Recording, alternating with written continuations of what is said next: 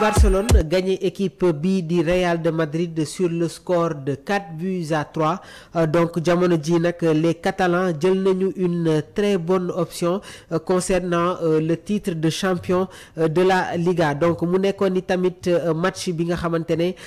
les amoureux du ballon rond jot nañ ci indi li nga xamante ne moom mooy seen ay appréciation loolu moo tax dañuy ànd ak yéen rek ñëw ci lépp luy jëm ci wàllum actualité sportive waaye tamit dinañu ñëw sur la belle prestation de Lamine Yamal bi nga xamante ne les acteurs du football rafetlu nañ ko ki nga xamante ne nag moom mooy l'ancien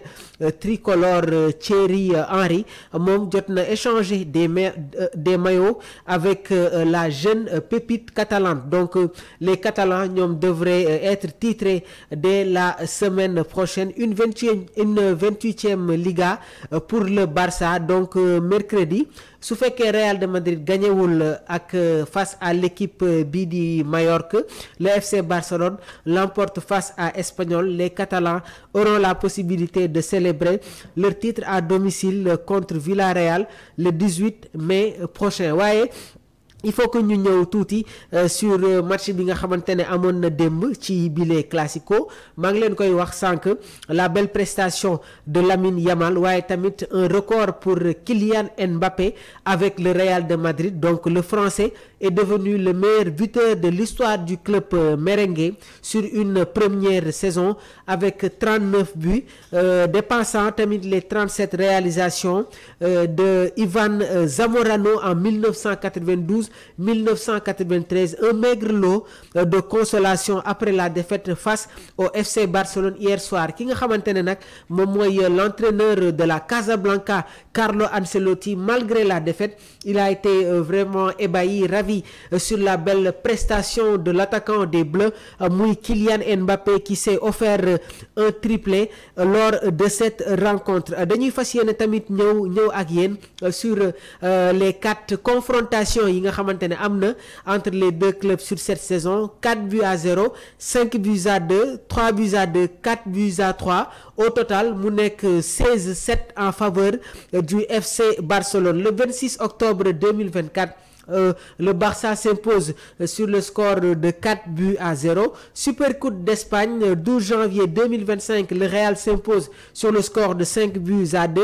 Copa del Rey, 3-2 en faveur du FC Barcelone. Le 11 mai, mooy match bi nga xamante ne amoon na niki démb.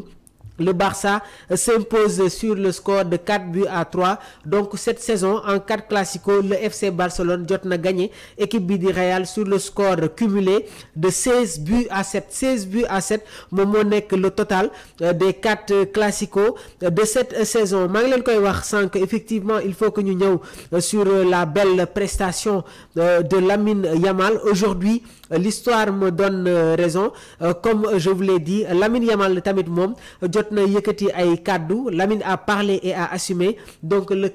crack catalan avait prévenu le Real de Madrid le 26 avril dernier après la défaite de la Coupe du Roi remportée 3-2 par le Barça li mu wax nag mooy si on encaisse un but pas de problème si on encaisse 2 buts pas de problème car cette année ils ne peuvent pas nous battre mu nekk kaddu yi nga xamante ne moom la Lamine Yamal la yëkkati au sortir de cette rencontre cette saison c'est classico 4 victoires pour le FC Barcelone 16 buts marqués 7 encaissés assumer ses propos sur le terrain la marque des très grands Lamine Yamal j'avais dit au début que vraiment tey jii le FC Barcelone am nañu une nouvelle révélation ce talent est exceptionnel c'est pas pour rien des légendes du football comme Kaka Robinho Rivaldo Ronaldinho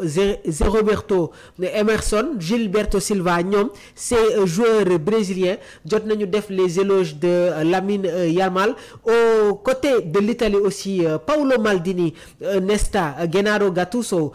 ki nga xamante ne nag moom mooy Andrea Pirlo Andrei Shevchenko cette belle génération de l'AC Milan entre 2004 ak 2025 ñoom tamit jot nañu saluer les belles prestations de Lamine Yamal l'ancien milieu de terrain de l'Olympique lyonnais l'homme au coup franc muy Juninho Pernambucano moom tamit jot na def les éloges de la jeune pépite catalane donc mu nekk tamit une très belle révélation, une belle sensation lancée par l'ancien entraîneur du FC Barcelone muy Xavi bi nga xamante ne voilà moom moo lancé woon des jeunes comme Pau Cubarsí, Alejandro Balde, et Hansi Flick a été dans la continuité pour vraiment prendre les rênes